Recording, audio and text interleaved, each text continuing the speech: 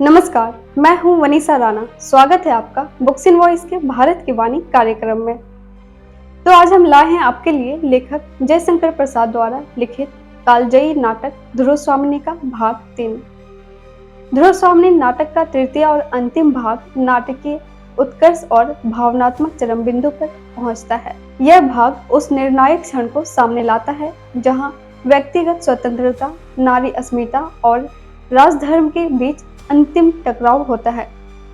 यहाँ ध्रुव स्वामिनी न केवल एक रानी बल्कि एक जागरूक और आत्मनिर्भर नारी के रूप में उभरती है, जो अपने सम्मान की रक्षा के लिए समाज और सत्ता की सीमाओं को चुनौती देती है। वहीं चंद्रगुप्त और चाणक्य के निर्णय उसकी चेतना से टकराते हैं और सभी पात्रों को आत्ममंथन के लिए बाध्य करते हैं। इस भाग में नाटक का कथानक निर्णायक मोड़ पर पहुंचता है, जहां प्रेम, त्याग, नीति और स्वाभिमान एक दूसरे से टकराते हैं और अंततः एक मानवीय व नैतिक संदेश के साथ कथा पूर्ण होती है।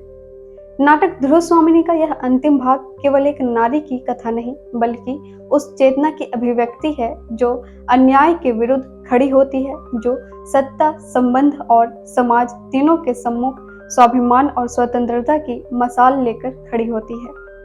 यह वह क्षण है जब नारी रक्षा की नहीं, सम्मान की याचना करती है और उसी आत्मबल से निर्णय भी लेती है। ध्रुव स्वामिनी, चंद्रगुप्त, चाणक्य और रक्षा सिंह, इन सबके अंतर्मन की टकराहटे, धर्म और नीति की जटिलताएं और उस युग की सामाजिक विशेषताएं आज भी हमें सोचने पर विवश करती है। तो आइए साहित्य की इस दिव्य यात्रा में हमारे साथ चले और महसूस करें वह क्षण जब ध्रुव स्वामिनी इतिहास नहीं, चेतना बन जाती है। प्रस्तुत है नाटक ध्रुव स्वामिनी और नाटककार हैं श्री जयशंकर प्रसाद। तृतीय अंक। शक दुर्ग के भीतर एक प्रकोष्ठ, 3 मंचों में 2 खाली और एक पर ध्रुव स्वामिनी पादपीठ के ऊपर बाएं पैर पर दाहिना पैर रखकर अधरों से उंगली लगाए चिंता में निमग्न बैठी है। बाहर कुछ कोलाहल होता है। सैनिक प्रवेश करके महादेवी की जय हो। क्या? सैनिक कहता है, विजय का समाचार सुनकर राजाधिराज भी दुर्ग में आ गए हैं। अभी तो वे सैनिकों से बात कर रहे हैं। उन्होंने पूछा है महादेवी कहां है। आपकी जैसी आज्ञा हो, क्योंकि कुमार ने कहा है। क्या कहा है? यही ना कि मुझसे पूछकर राजा यहां आने पावे। ठीक है, अभी मैं बहुत थकी हूं। सैनिक जाने लगता है, उसे रोककर, और सुनो तो, तुमने ये नहीं बताया कि कुमार के घाव अब कैसे हैं? घाव चिंताजनक नहीं है, उन पर पट्टियां बन चुकी हैं। कुमार प्रधान मंडप में विश्राम कर रहे हैं। अच्छा, जाओ। सैनिक का प्रस्थान होता है। सहसा प्रवेश करके मंदाकिनी कहती है, भाभी बधाई है। नहीं नहीं, महादेवी क्षमा कीजिए। ध्रुव स्वामिनी कहती है, मंदा, भूल से ही तुमने आज एक प्यारी बात कह दी। उसे क्या लौटा लेना चाहती हो? आह, यदि वो सत्य होती। पुरोहित का प्रवेश। मंदाकिनी कहती है, क्या इसमें भी संदेह है? ध्रुव स्वामिनी कहती है, मुझे तो संदेह का इंद्रजाल ही दिखाई पड़ रहा है। मैं ना तो महादेवी हूं और न तुम्हारी भाभी। पुरोहित को देखकर ध्रुव स्वामिनी चुप हो जाती है। पुरोहित आश्चर्य से इधर उधर देखते हुए कहते हैं, तब मैं क्या करूं?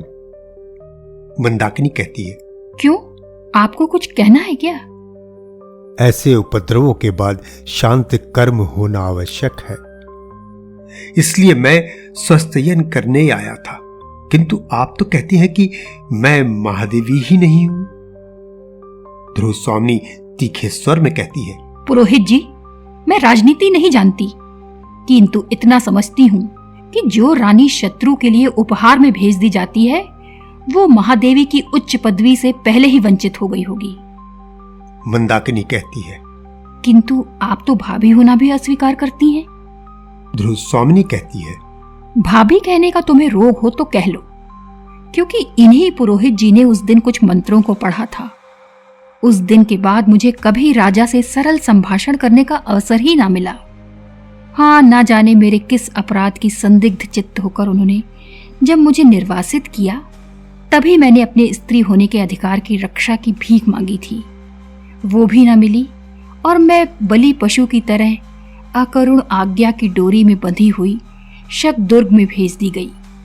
तब भी तुम मुझे भाभी कहना चाहती हो? मंदाकिनी सिर झुकाकर कहती है। ये गर्हित और ग्लानिजनक प्रसंग है। पुरोहित कहता है, ये मैं क्या सुन रहा हूं? मुझे तो यह जानकर प्रसन्नता हुई थी कि वीर रमणी की तरह अपने साहस के बल पर महादेवी ने इस दुर्ग पर अपना अधिकार किया है। ध्रुव स्वामिनी कहती है, आप झूठ बोलते हैं। मैं और झूठ? हाँ, आप और झूठ नहीं, स्वयं आप ही मिथ्या हैं। क्या आप वेदांत की बात करती हैं? तब तो संसार मिथ्या है ही। संसार मिथ्या है या नहीं ये तो मैं नहीं जानती, परंतु आपका कर्म कांड और आपके शास्त्र क्या सत्य हैं जो सदैव रक्षणीय स्त्री की यह दुर्दशा हो रही है? पुरोहित मंदाकिनी से कहते हैं, बेटी तुम ही बताओ, ये मेरा भ्रम है या महादेवी का रोष? ध्रुवस्वामिनी कहती है, रोष है। हाँ, मैं रोष से जली जा रही हूं। इतना बड़ा उपहास, धर्म के नाम पर स्त्री आज्ञाकारिता की यह प्रैशाचिक परीक्षा मुझसे बलपूर्वक ली गई है। पुरोहित, तुमने जो मेरा राक्षस विवाह कराया है उसका उत्सव भी कितना सुंदर है। ये जनसंहार देखो, अभी उस प्रकोष्ठ में रक्त सनी हुई शकराज की लोथ पड़ी होगी। कितने ही सैनिक दम तोड़ते होंगे और इस रक्त धारा में तिरती हुई मैं राक्षसी सी सांस ले रही हूं। तुम्हारा स्वस्त्ययन मुझे शांति देगा? मंदाकिनी कहती है, आर्य, आप बोलते क्यों नहीं? आप धर्म के नियामक हैं। जिन स्त्रियों को धर्म बंधन में बांधकर उनकी सम्मति के बिना आप उनका सब अधिकार छीन लेते हैं, तब क्या धर्म के पास कोई प्रतिकार, कोई संरक्षण नहीं रख छोड़ते जिससे वे स्त्रियां अपनी आपत्ति में अवलंब मांग सकें? क्या भविष्य के सहयोग की कोरी कल्पना से उन्हें आप संतुष्ट रहने की आज्ञा देकर विश्राम ले लेते हैं? पुरोहित कहते हैं, नहीं, स्त्री और पुरुष का परस्पर विश्वासपूर्ण अधिकार, रक्षा और सहयोग ही तो विवाह कहा जाता है। यदि ऐसा ना हो तो धर्म और विवाह खेल है। ध्रुव स्वामिनी कहती है, खेल हो या ना हो, किंतु एक क्लीव पति के द्वारा परित्यक्त्या नारी का मृत्यु मुख में जाना ही मंगल है। उसे स्वस्त्ययन और शांति की आवश्यकता नहीं। ये मैं क्या सुन रहा हूं? विश्वास नहीं होता। यदि ये बातें सत्य है तब तो मुझे फिर से एक बार धर्मशास्त्र को देखना पड़ेगा। पुरोहित का प्रस्थान, मिहिरदेव के साथ कोमा का प्रवेश। ध्रुव स्वामिनी कहती है, तुम लोग कौन हो? कोमा, मैं पराजित शक जाति की एक बालिका हूँ। ध्रुव स्वामिनी, और? कोमा, और मैंने प्रेम किया था। ध्रुव स्वामिनी, इस घोर अपराध का तुम्हें क्या दंड मिला? कोमा कहती है, वही जो स्त्रियों को प्रायः मिला करता है, निराशा, निष्पीड़न और उपहास। रानी, मैं तुमसे भीख मांगने आई हूँ। ध्रुव स्वामिनी कहती है, शत्रुओं के लिए मेरे पास कुछ नहीं है। अधिक हठ करने पर दंड मिलना भी असंभव नहीं।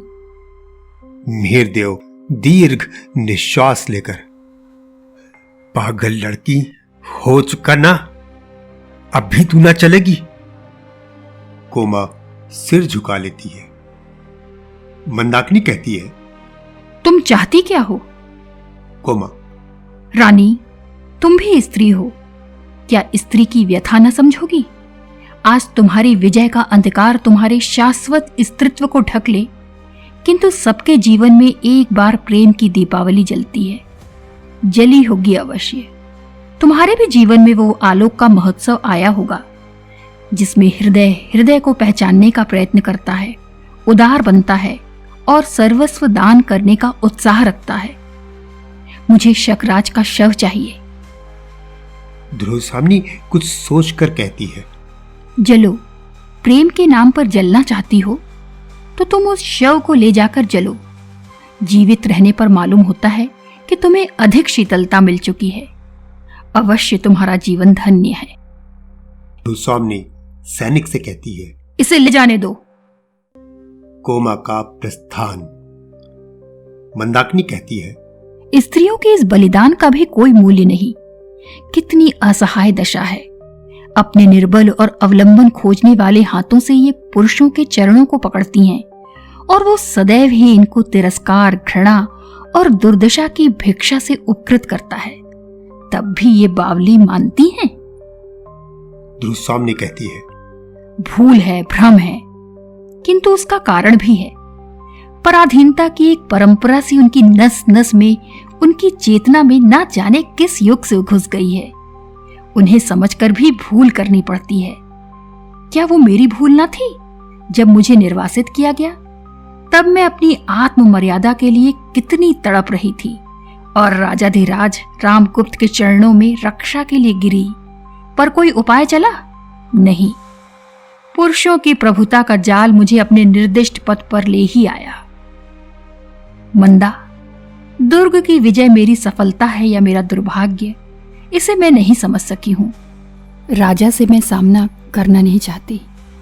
पृथ्वी तल से जैसे एक साकार घृणा निकलकर मुझे अपने पीछे लौट चलने का संकेत कर रही है। क्यों? क्या ये मेरे मन का कलुष है?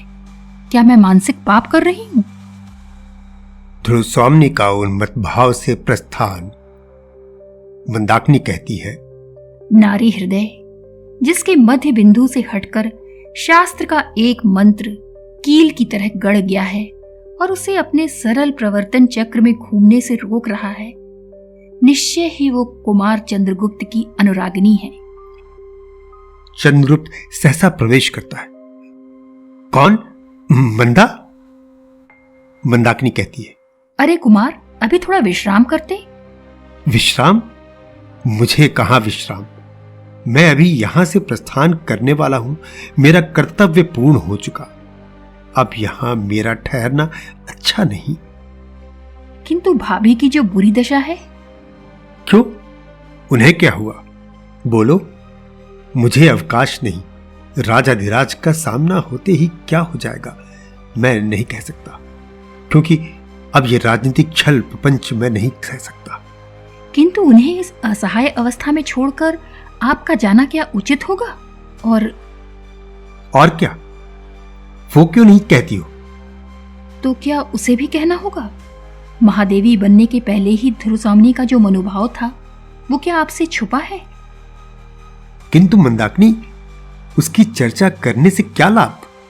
हृदय में नैतिक साहस, वास्तविक प्रेरणा और पौरुष की पुकार एकत्र करके सोचिए तो कुमार कि अब आपको क्या करना चाहिए। चंद्रगुप्त चिंतित भाव से टहलने लगता है। नेपथ्य में कुछ लोगों के आने जाने का शब्द और कोलाहल। देखूं तो ये क्या है? और महादेवी कहां गई? विधान की स्याही का एक बिंदु गिरकर भाग्य लिपि पर कालीमा चढ़ा देता है। मैं आज ये स्वीकार करने से भी संकुचित हो रहा है कि ध्रुवस्वामिनी मेरी है। हां, वो मेरी है। उसे मैंने आरंभ से ही अपनी संपूर्ण भावना से प्यार किया है। मेरे हृदय से गहन अंतःस्थल से निकली हुई वो मूक स्वीकृति आज बोल रही है। मैं पुरुष हूं नहीं। मैं अपनी आंखों से अपना वैभव और अधिकार दूसरों को अन्याय से छीनते देख रहा हूं और मेरी वाग्दत्ता पत्नी मेरे ही अनुत्साह से आज मेरी नहीं रही। ये शील का कपट, मोह और प्रवंचना है। मैं जो हूं वही तो नहीं स्पष्ट रूप से प्रकट कर सका। ये कैसी विडंबना है। विनय के आवरण में मेरी कायरता अपने को कब तक छिपा सकेगी? एक ओर से मंदाकिनी का प्रवेश। मंदाकिनी कहती है, शकराज का शव लेकर जाते हुए आचार्य और उसकी कन्या का राजाधिराज के साथी सैनिकों ने वध कर डाला। ध्रुवस्वामिनी दूसरी ओर से प्रवेश करके कहती है, सामंत कुमारों का प्रवेश। सामंत कुमार, स्वामिनी, आपकी आज्ञा के विरुद्ध राजाधिराज ने निरीक्षकों का संहार करवा दिया है। ध्रुवस्वामिनी कहती है, फिर आप लोग इतने चंचल क्यों हैं? राजा को आज्ञा देनी चाहिए और प्रजा को नतमस्तक होकर उसे मानना होगा। किंतु अब वो असह्य है। राज सत्ता के अस्तित्व की घोषणा के लिए इतना भयंकर प्रदर्शन। मैं तो कहूंगा इस दुर्ग में आपकी आज्ञा के बिना राजा का आना अन्याय है। मेरे वीर सहायकों, मैं तो स्वयं एक परित्यक्ता और हतभाग्नी स्त्री हूं। मुझे तो अपनी स्थिति की कल्पना से भी क्षोभ हो रहा है। मैं क्या कहूं? मैं सच कहता हूं, रामगुप्त जैसे राजपथ को कलुषित करने वाले के लिए मेरे हृदय में तनिक भी श्रद्धा नहीं। विजय का उत्साह दिखाने यहां वे किस मुंह से आए, जो हिंसक, पाखंडी, क्षीव और क्लीव है। रामगुप्त सहसा शिखर स्वामी के साथ प्रवेश करके, क्या कहा? फिर से तो कहना। सामंत कुमार कहता है, गुप्त काल के गौरव का कलंक कालिमा के सागर में निमंचित करने वाले। शिखर स्वामी उसे बीच में ही रोककर, चुप रहो। क्या तुम लोग किसी के बहकाने से आवेश में आ गए हो? चंद्रगुप्त की ओर देखकर, कुमार यह क्या हो रहा है? चंद्रगुप्त उत्तर देने की चेष्टा करके चुप रह जाता है। रामगुप्त कहता है, दुर्नीत पाखंडी पामरों, तुम्हें इस धृष्टता का क्रूर दंड भोगना पड़ेगा। नेपथ्य की ओर देखकर कहता है, इन विद्रोहियों को बंदी करो। रामगुप्त के सैनिक आकर सामंत कुमारों को बंदी बनाते हैं। रामगुप्त का संकेत पाकर सैनिक लोग चंद्रगुप्त की ओर भी बढ़ते हैं और चंद्रगुप्त श्रृंखला में बंध जाता है।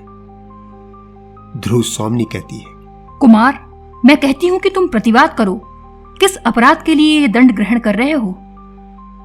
चंद्रगुप्त एक दीर्घ निश्वास लेकर चुप रह जाता है।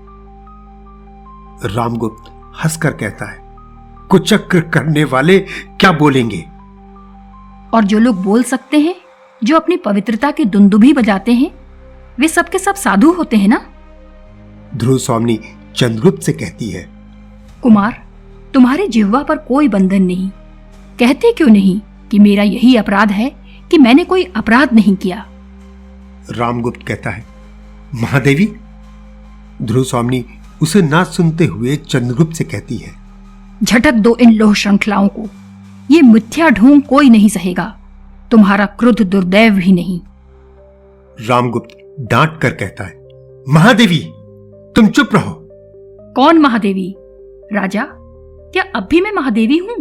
जो शक राज की शैया के लिए क्रीत दासी की तरह भेजी गई हो, वो भी महादेवी? आश्चर्य। शिखर स्वामी कहता है, देवी, इस राजनीतिक चातुर्य में जो सफलता। ध्रुव स्वामिनी पैर पटक कर कहती है, चुप रहो प्रवंचना के पुतले, स्वार्थ से घृणित प्रपंच, चुप रहो। रामगुप्त कहता है, तो तुम महादेवी नहीं हो ना? नहीं, मनुष्य की दी हुई मैं उपाधि लौटा देती हूं। और मेरी सहधर्मिणी? धर्म ही इसका निर्णय करेगा। हैं? क्या इसमें भी संदेह? उसे अपने हृदय से पूछिए कि क्या मैं वास्तव में सहधर्मिणी हूं? पुरोहित का प्रवेश सामने सबको देखकर चौंक उठता है। शिखर स्वामी चले जाने का संकेत करता है। पुरोहित कहता है, नहीं, मैं नहीं जाऊंगा। प्राणी मात्र के अंतस्थल में जागृत रहने वाली महान विचारक धर्म की आज्ञा मैं न टाल सकूंगा। अभी जो प्रश्न अपनी गंभीरता में भीषण होकर आप लोगों को विचलित कर रहा है, मैं ही उसका उत्तर देने का अधिकारी हूं। विवाह का धर्मशास्त्र से घनिष्ठ संबंध है। ध्रुव स्वामिनी कहती है, आप सत्यवादी ब्राह्मण हैं, कृपा करके बतलाइए। शिखर स्वामी कहता है, मैं समझता हूं कि यह विवाद अधिक बढ़ाने से कोई लाभ नहीं। नहीं, मेरी इच्छा इस विवाद का अंत करने की है। आज ये निर्णय हो जाना चाहिए कि मैं कौन हूं। रामगुप्त कहता है, ध्रुव स्वामिनी, निर्लज्जता की भी एक सीमा होती है। मेरी निर्लज्जता का दायित्व क्लीव का पुरुष पर है। स्त्री की लज्जा लूटने वाले उस दस्यु के लिए मैं। रामगुप्त ध्रुव स्वामिनी को रोककर, चुप रहो, तुम्हारा पर पुरुष में अनुरक्त हृदय अत्यंत कलुषित हो गया है। तुम काल सर्पणी सी स्त्री, ओह, तुम्हें धर्म का तनिक भी भय नहीं। शिखर, इसे भी बंदी करो। पुरोहित कहता है, ठहरिए महाराज, ठहरिए, धर्म की ही बात मैं सोच रहा था। शिखर स्वामी क्रोध से कहता है, मैं कहता हूं कि तुम चुप न रहोगे तो तुम्हारी भी वही दशा होगी। सैनिक आगे बढ़ता है। मंदाकिनी उसे रोक कर कहती है, महाराज, पुरुषार्थ का इतना बड़ा प्रहसन, अबला पर ऐसा अत्याचार, ये गुप्त सम्राट के लिए शोभा नहीं देता। रामगुप्त सैनिकों से कहता है, क्या देखते हो जी? सैनिक आगे बढ़ता है और चंद्रगुप्त आवेश में आकर लौह श्रृंखला तोड़ डालता है। सब आश्चर्य और भय से देखते हैं। चंद्रगुप्त कहता है, मैं भी आर्य समुद्रगुप्त का पुत्र हूं और शिखर स्वामी, तुम ये अच्छी तरह जानते हो कि मैं ही उनके द्वारा निर्वाचित युवराज भी हूं। तुम्हारी नीचता अब असह्य है। तुम अपने राजा को लेकर इस दुर्ग से सकुशल बाहर चले जाओ। यहां अब मैं ही शकराज के समस्त अधिकारों का स्वामी हूं। रामगुप्त भयभीत होकर चारों ओर देखता हुआ, क्या? ध्रुव स्वामी चंद्रगुप्त से कहती है, यही तो कुमार। चंद्रगुप्त सैनिकों से डपटकर, इन सामंत कुमारों को मुक्त करो।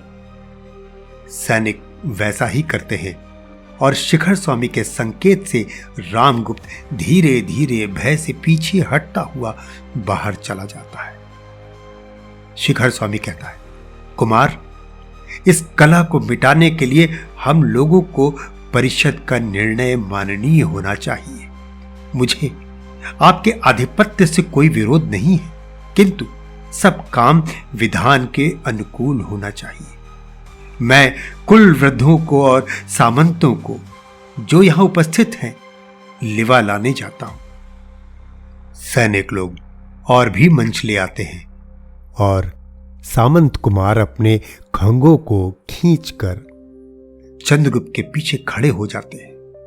ध्रुव स्वामी और चंद्रगुप्त परस्पर एक दूसरे को देखते हुए खड़े रहते हैं। परिषद के साथ रामगुप्त का प्रवेश। सब लोग मंच पर बैठते हैं। पुरोहित कहता है, कुमार, आसन ग्रहण कीजिए। दोस्तों, अगर यह कार्यक्रम आपको पसंद आ रहा है तो आप हमारे चैनल को लाइक और सब्सक्राइब करना ना भूलें। आपके लाइक और सब्सक्राइब करने से हमें हिम्मत मिलती है।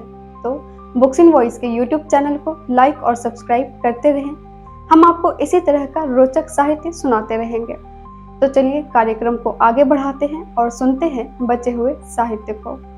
चंद्रगुप्त कहता है, मैं अभियुक्त हूं। शिखर स्वामी कहता है, बीती हुई बातों को भूल जाने में ही भलाई है। भाई भाई की तरह गले से लगकर गुप्त कुल का गौरव बढ़ाइए। चंद्रगुप्त कहता है, अमात्य, तुम गौरव किसको कहते हो? वो है कहीं रोग जर्जर शरीर, अलंकारों की सजावट, मलिनता और कलुष की ढेरों पर बाहरी कुमकुम केसर का लेप गौरव नहीं बढ़ाता। कुटिलता की प्रतिमूर्ति बोलो। मेरी वाग्दत्ता पत्नी और पिता द्वारा दिए गए मेरे सिंहासन का अपहरण किसके संकेत से हुआ और छल से? रामगुप्त कहता है, यह उन्मत्त प्रलाप बंद करो। चंद्रगुप्त, तुम मेरे भाई हो ना, मैं तुमको क्षमा करता हूं। चंद्रगुप्त कहता है, मैं उसे मांगता नहीं और क्षमा देने का अधिकार भी तुम्हारा नहीं रहा। आज तुम राजा नहीं हो। तुम्हारे पाप प्रायश्चित की पुकार कर रहे हैं। न्यायपूर्ण निर्णय के लिए प्रतीक्षा करो और अभियुक्त बनकर अपने अपराधों को सुनो। मंदाकिनी ध्रुव स्वामी को आगे खींच कर कहती है, ये है गुप्त कुल की वधू। रामगुप्त कहता है, मंदा? मंदाकिनी कहती है, राजा का भय मंदा का गला नहीं घोट सकता। तुम लोगों को यदि कुछ भी बुद्धि होती तो इस अपनी कुल मर्यादा नारी को शत्रु के दुर्ग में यूं न भेजते। भगवान ने स्त्रियों को उत्पन्न करके ही अधिकारों से वंचित नहीं किया है, किंतु तुम लोगों की दस्यु वृत्ति ने उन्हें लूटा है। इस परिषद से मेरी प्रार्थना है कि आर्य समुद्रगुप्त का विधान तोड़कर जिन लोगों ने राज किल्विश किया हो उन्हें दंड मिलना चाहिए। शिखर स्वामी कहता है, तुम क्या कह रही हो? मंदाकिनी कहती है, मैं तुम लोगों की नीचता की गाथा सुन रही हूं। अनार्य, सुन नहीं सकते? तुम्हारे प्रवंचनाओं ने जिस नरक की सृष्टि की है उनका अंत समीप है। ये साम्राज्य किसका है? आर्य समुद्रगुप्त ने किसे युवराज बनाया था? चंद्रगुप्त को या इस क्लीव रामगुप्त को, जिसने छल और बल से विवाह करके भी इस नारी को अन्य पुरुष की अनुरागिनी बताकर दंड देने के लिए आज्ञा दी है? वही रामगुप्त जिसने कापुरुषों की तरह इस स्त्री को शत्रु के दुर्ग में बिना विरोध किए भेज दिया था। तुम्हारे गुप्त साम्राज्य का सम्राट है। और ये ध्रुव स्वामिनी, जिसे कुछ दिनों तक तुम लोगों ने महादेवी कहकर संबोधित किया है, वो क्या है, कौन है और उसका कैसा अस्तित्व है? कहीं धर्मशास्त्र हो तो उसका मुंह खुलना चाहिए। पुरोहित कहता है, शिखर, मुझे अब भी बोलने दोगे या नहीं? मैं राज्य के संबंध में कुछ नहीं कहना चाहता, वो तुम्हारी राजनीति जाने, किंतु इस विवाह के संबंध में तो मुझे कुछ कहना ही चाहिए। गुरुकुल का एक वृद्ध कहता है, कहिए देव, आप ही तो धर्मशास्त्र के मुख हैं। पुरोहित कहता है, विवाह की विधि ने देवी ध्रुवस्वामिनी और रामगुप्त को एक भ्रांतिपूर्ण बंधन में बांध दिया है। धर्म का उद्देश्य इस तरह पद दलित नहीं किया जा सकता। माता और पिता के प्रमाण के कारण से धर्म विवाह केवल परस्पर द्वेष से टूट नहीं सकते, परंतु यह संबंध उस प्रमाणों से भी विहीन है। पुरोहित रामगुप्त को देखकर कहता है, और भी यह रामगुप्त मृत और प्रवर्चित तो नहीं, पर गौरव से नष्ट, आचरण से पतित और कर्मों से राजकलविशी क्लीव है। ऐसी अवस्था में रामगुप्त का ध्रुवस्वामिनी पर कोई अधिकार नहीं। रामगुप्त खड़ा होकर क्रोध से कहता है, मूर्ख, तुमको मृत्यु का भय नहीं? पुरोहित कहता है, तनिक भी नहीं। ब्राह्मण केवल धर्म से भयभीत है, अन्य किसी भी शक्ति को वो तुच्छ समझता है। तुम्हारे बधिक मुझे धार्मिक सत्य कहने से रोक नहीं सकते। उन्हें बुलाओ, मैं प्रस्तुत हूं। मंदाकिनी कहती है, धन्य हो ब्रह्मदेव। शिखर स्वामी कहता है, किंतु निर्भीक पुरोहित, तुम क्लीव शब्द का प्रयोग कर रहे हो। पुरोहित हंसकर कहता है, राजनीतिक दस्यु, तुम शास्त्रार्थ ना करो। क्लीव, श्री कृष्ण ने अर्जुन को क्लीव किस लिए कहा? जिसे अपनी स्त्री को दूसरे की अंगगामिनी बनने के लिए भेजने में कुछ संकोच नहीं, वो क्लीव नहीं तो और क्या है। मैं स्पष्ट कहता हूं कि धर्मशास्त्र रामगुप्त से ध्रुवस्वामिनी के मोक्ष की आज्ञा देता है। परिषद के सब लोग कहते हैं, अनार्य, पतित और क्लीव रामगुप्त गुप्त साम्राज्य के पवित्र राज सिंहासन पर बैठने का अधिकारी नहीं। रामगुप्त सशंक और भयभीत सा इधर उधर देखकर, तुम सब पाखंडी हो, विद्रोही हो। मैं अपने न्यायपूर्ण अधिकार को तुम्हारे जैसे कुत्तों को भौंकने पर ना छोड़ दूंगा। शिखर स्वामी कहता है, किंतु परिषद का विचार तो मानना ही होगा। रामगुप्त रोने के स्वर में, शिखर, तुम भी ऐसे कहते हो? नहीं, मैं ये न मानूंगा। ध्रुवस्वामिनी कहती है, राम, तुम अभी इस दुर्ग के बाहर जाओ। रामगुप्त कहता है, यह परिवर्तन? तो मैं सचमुच क्लीव हूं क्या? धीरे धीरे हटता हुआ चंद्रगुप्त के पीछे पहुंचकर उसे कटार निकालकर मारना चाहता है। चंद्रगुप्त को विपन्न देखकर कुछ लोग चिल्ला उठते हैं। जब तक चंद्रगुप्त घूमता है तब तक एक सामंत कुमार रामगुप्त पर प्रहार करके चंद्रगुप्त की रक्षा कर लेता है। रामगुप्त गिर पड़ता है। सामंत कुमार कहता है, राजाधिराज चंद्रगुप्त की जय, राजाधिराज चंद्रगुप्त की जय।